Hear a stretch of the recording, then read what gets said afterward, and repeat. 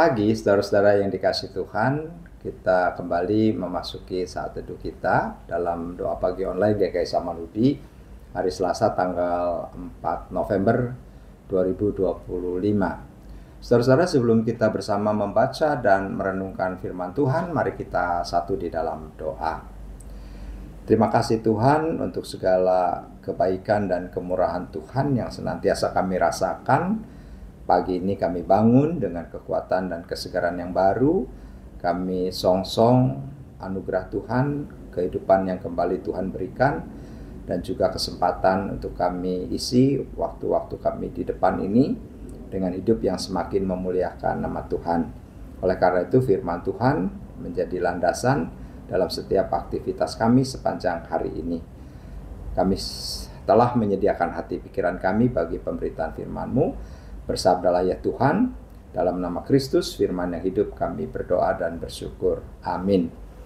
Saudara-saudara, pembacaan firman Tuhan pada pagi ini diambil dari kitab Zakaria pasal 7 ayat 1 sampai dengan ayatnya yang ke-14, dan saya akan membacakan untuk kita semua demikian.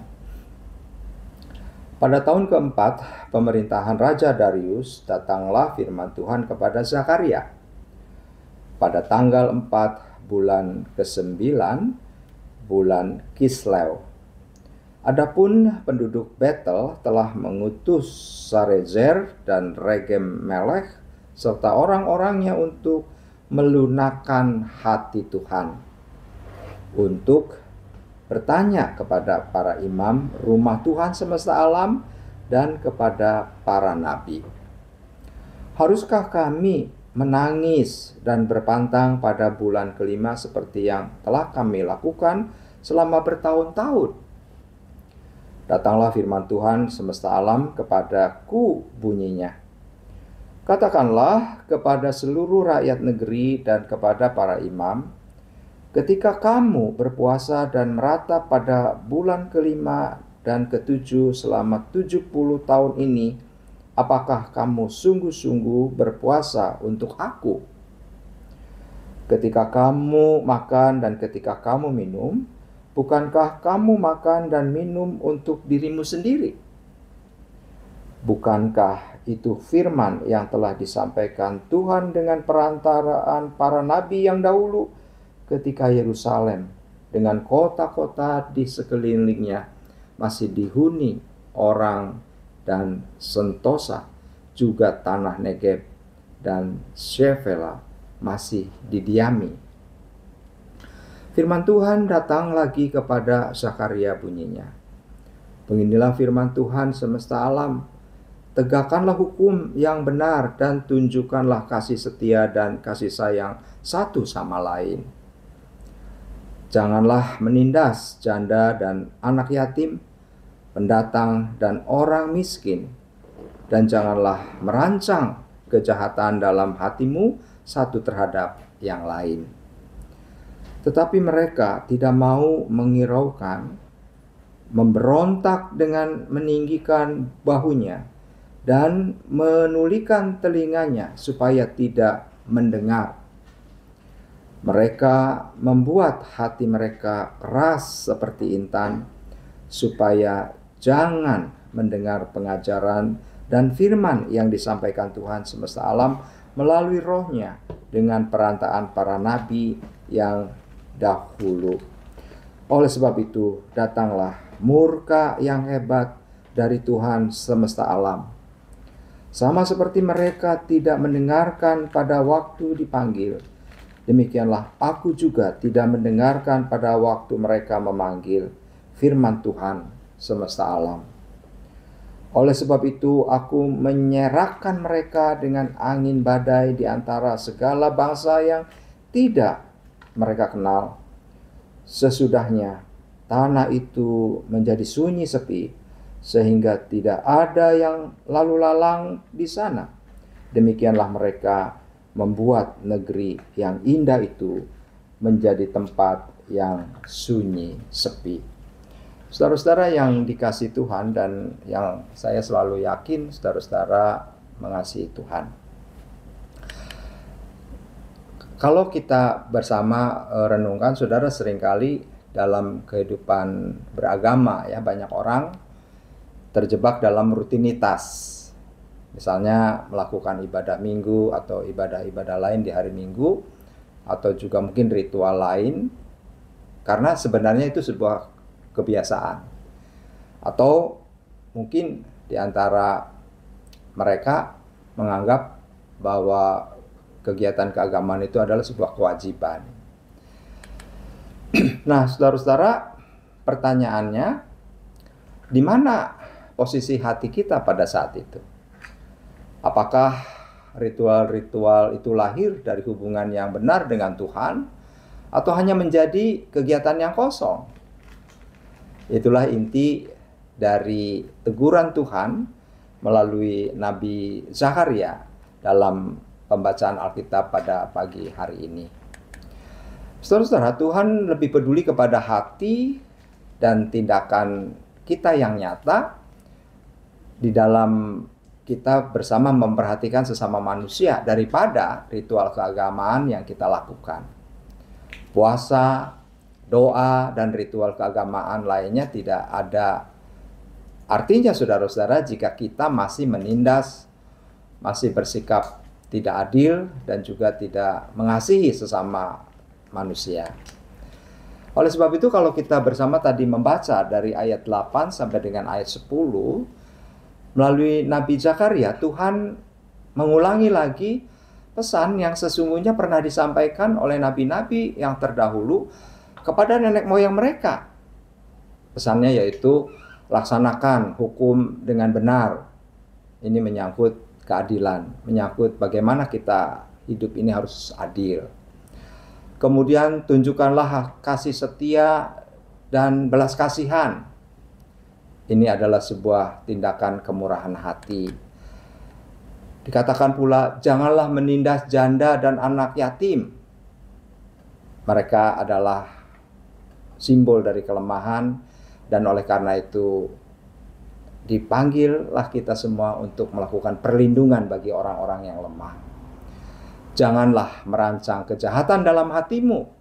Selanjutnya dikatakan demikian. Itu menyangkut kemurnian hati kita. Saudara, apa yang terjadi dengan nenek moyang mereka? Mereka itu tidak taat kepada Tuhan. Kalau tadi kita baca, mereka menolak untuk mendengar. Bahkan mereka menutup telinganya. Mereka menulikan pendengarannya.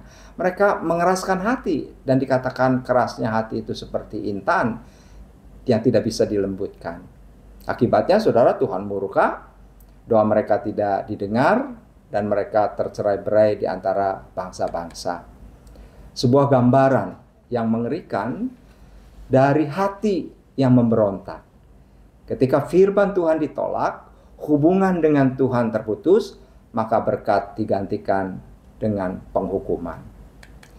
Saudara-saudara, standar Tuhan tidak pernah berubah. Bahwa ibadah sejati itu adalah ibadah yang harus terwujud dalam hubungan yang benar dengan sesama manusia.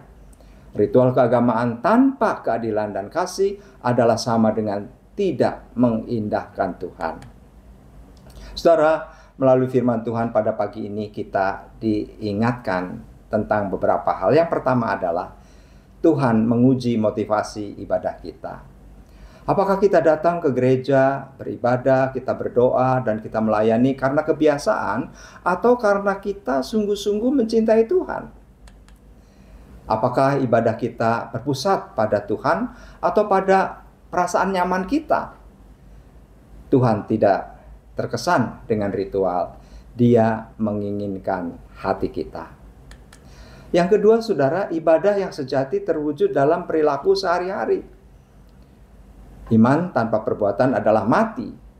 Kita tidak bisa bernyanyi haleluya di gereja, tetapi kemudian menindas orang lain, bersikap tidak jujur dalam pekerjaan, atau acuh tak acuh terhadap penderitaan orang lain. Ketaatan kita kepada Tuhan harus terlihat dalam cara kita memperlakukan orang lain, dalam keadilan, belas kasihan, dan juga kerendahan hati. Saudara, kalau kita perhatikan di liturgi GKI, di bagian akhir liturgi pengutusan, maka selalu dikatakan, arahkanlah hatimu kepada Tuhan. Ketika kita pulang dari gereja setelah ritual ibadah minggu, maka ibadah belum selesai, saudara. Ibadah itu dilanjutkan di dalam keseharian hidup kita, maka hati kita terus terarah kepada Tuhan, bukan hanya di gedung gereja, tapi dalam kehidupan kita sehari-hari. Lalu yang ketiga, saudara-saudara, dikatakan bahwa kita itu dipanggil untuk jangan mengeraskan hati.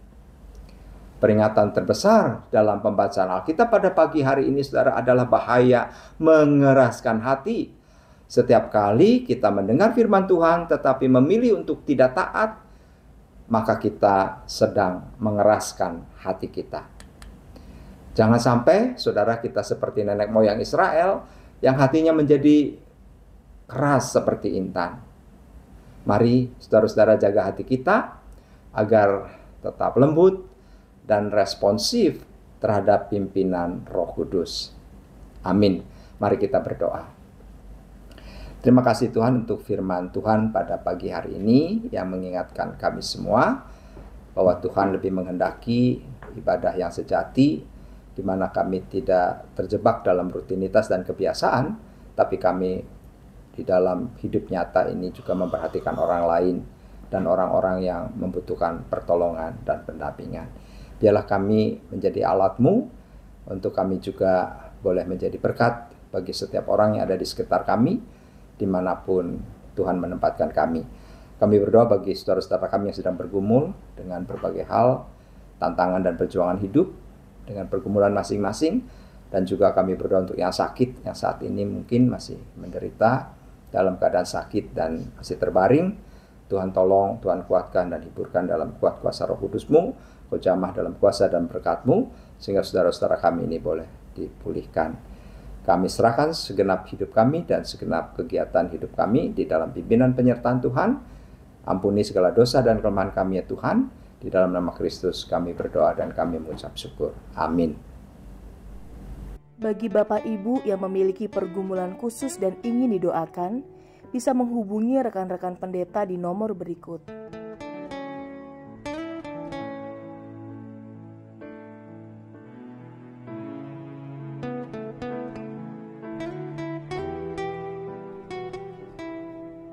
Tuhan Yesus memberkati.